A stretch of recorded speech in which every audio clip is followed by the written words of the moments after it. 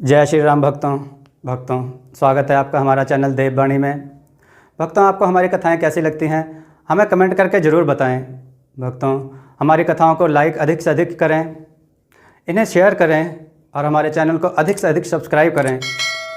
भक्तों, आपसे एक गुजारिश है, हमें इंस्टाग्राम पर फॉलो करें जिसका लिंक डिस्क्रिप्शन में दिया गया है। तो चलिए शुरू करते हैं आज की कथा। जय श्री राम दोस्तों, ये कहानी रहस्यमयी है, सुनकर इसे लाइक जरूर करें। चलिए कहानी की ओर चलते हैं। आज की कथा है रानी और चोर। आइए कथा श्रवण करें। बहुत समय पहले की बात है। किसी नगर में एक हवेली थी जो बहुत ही जर्जर अवस्था में थी। उस हवेली के बारे में पूरे नगर में ये खबर फैली थी कि यहाँ कोई प्रेत आत्मा रहती है। लोग उस हवेली की तरफ जाने से भी डरते थे। एक बार की बात है, उसी नगर में एक लड़की थी जो अष्टमी की रात अपनी माँ के लिए दवाई लेकर आ रही थी। उस लड़की का नाम रिया था। वो दवाई लेकर आ ही रही थी कि रास्ते में एक प्राचीन मंदिर पड़ता था, तो वो उस मंदिर में कुछ मिनट आराम करने के लिए रुक गई। तभी उसे लगा कि जैसे मंदिर के अंदर से कुछ आवाजें आ रही हैं।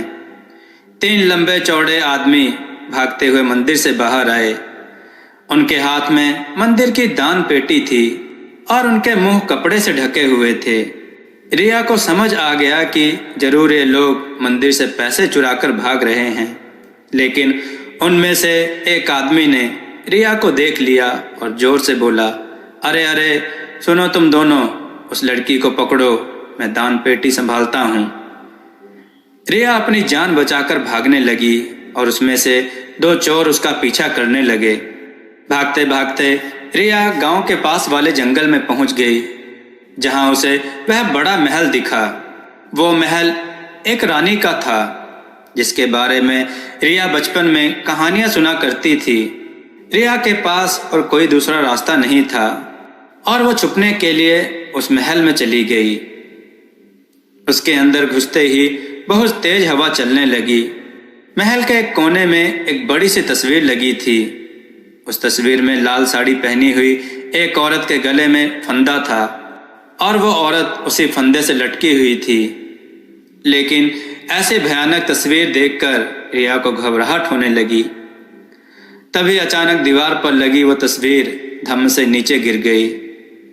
रिया को अचानक बहुत तेज से ठंड लगने लगी, तो वो इधर उधर खुद को ढकने के लिए कुछ ढूंढने लगी। ढूंढते ढूंढते रिया को ऊपर एक कमरा दिखा जिसका दरवाजा बंद पड़ा था, और फिर जोर से हवा चली और वह दरवाजा खुल गया।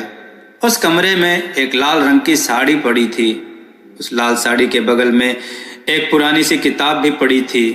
वो हवा से अपने आप खुल गई। रिया ने देखा कि उसमें उस रानी के बारे में कुछ लिखा था। वो किताब पढ़ ही रही थी कि उधर वो दोनों चोर रिया को ढूंढते ढूंढते उस महल के अंदर आ गए।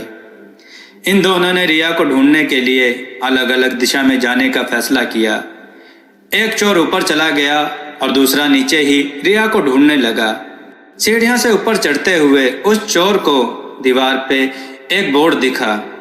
उसने बटन चालू किया, ऊपर वाले कमरे की सारी बत्तियां जल गईं। बत्तियां जलते ही उस चोर को जमीन पर खून के पैरों के निशान दिखे। उसे लगा कि शायद रिया को भागते हुए चोट लग गई होगी और वह उन निशानों का पीछा करने लगा। कमरे के कोने में लाल साड़ी पहने एक लड़की बैठी थी। उसकी पीठ उस चोर की तरफ थी, इसलिए वो चोर उसका चेहरा नहीं देख पा रहा था। लेकिन उस चोर को लगा कि वो लड़की रिया ही है। जैसे ही वो लड़की मुड़ी, उस चोर के पैरों तले से जमीन खिसक गई।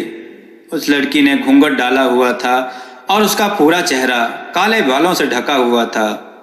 वो चोर को देखकर जोर से चिल्लाई और तभी वहां जलते हुए सारे बल्ब एक एक करके फूटने लगे।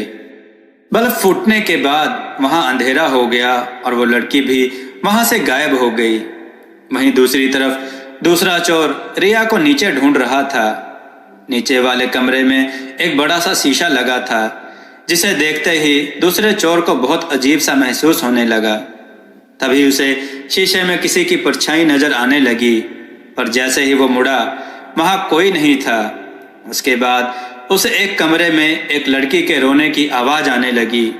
वो भागकर कमरे के बाहर पहुंचा और नीचे से अंदर झांकने लगा। अंदर एक लड़की चल रही थी जिसके पैरों से खून निकल रहा था। उस चोर ने अपनी जेब से चाकू निकाला और जोर से दरवाजा खोला, लेकिन वो देखकर दंग रह गया कि अंदर कोई नहीं था। तभी उसे पीछे से किसी ने बहुत जोर से धक्का मारा और उसे कमरे के अंदर गिरा दिया। उस कमरे में एकदम अंधेरा था। वो चोर उठा और इधर उधर देखने लगा। 2 सेकंड बाद जब वह मुड़ा तो वहीं लाल साड़ी वाली लड़की उसके सामने खड़ी थी, जिसने फूंक मारकर उस चोर को नीचे गिरा दिया। वो चोर इतना डर गया कि वो जोर जोर से अपने साथी को पुकारने लगा। उसका साथी भी भागते हुए आया और डरते डरते उसके साथ महल के बाहर भागने लगा। वो दोनों महल के बाहर निकलने ही वाले थे कि उनको पीछे से एक बहुत ही डरावनी सी हंसी सुनाई दी। ऐसी डरावनी हंसी जो पूरे महल में गूंज रही थी। वो चोर बिना कुछ सोचे समझे उस महल से कोसों दूर भाग गए। कुछ देर बाद रिया भी वहां से निकलकर अपने घर चली गई। अगली सुबह रिया ने पूरा किस्सा अपनी दोस्त को बताया। उसने कहा कि उसे पूरे समय उस हवेली में कई आवाजें आ रही थीं, लेकिन जब तक वो दोनों चोर वहां से चले नहीं गए, वो हवेली के एक कमरे में ही छुपकर बैठी हुई थी।